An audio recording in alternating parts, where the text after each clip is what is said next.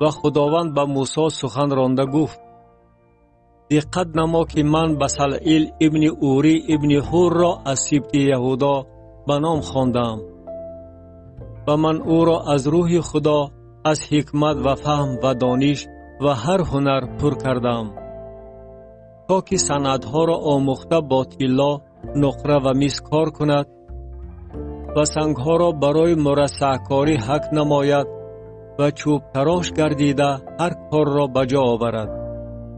و اینک من آحالیاب ابن اهیساماک را از سبط دان مددگار او تعیین نمودم و به دل هر کسی دانادل حکمت بخشیدم تا هر آنچه را که به تو امر فرمودم به عمل آورند.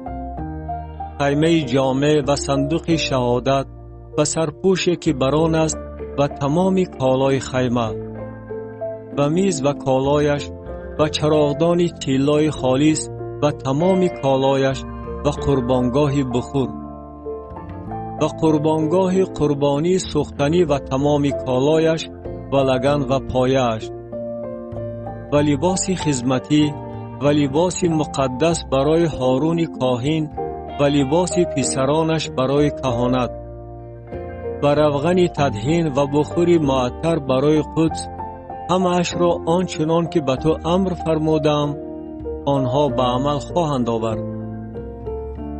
شنبه همچون علامت در میان خداوند و اسرائیل.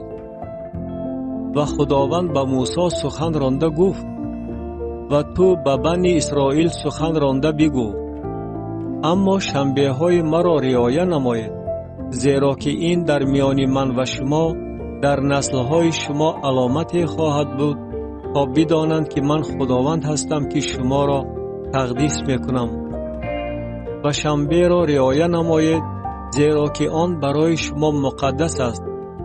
پلید کنندگان آن بگذار کشته شوند، زیرا هر کی در آن کار کند جان وی از میان قوم خود محو خواهد شد. 6 روز بگذار کار کرده شود و در روز هفتم شنبه آرامی کامل است که مقدس است برای خداوند. هر کی در روز شنبه کار کند بگذار کشته شود. و بگذار بنی اسرائیل شنبه را رعایت نمایند، شنبه را در نسل‌های خود همچون عهد ابدی بجا آورند. آن در میان من و بنی اسرائیل علامت ابدی است، زیرا که خداوند در 6 روز آسمان و زمین را آفرید و در روز هفتم آرام گرفته فراغت نمود. و به موسی وقتی که سخن را با وی در کوه سینا به اتمام رسانید، 2 لوح شهادت الواح سنگین داد که با انگشت خدا بر آنها نوشته شده بود.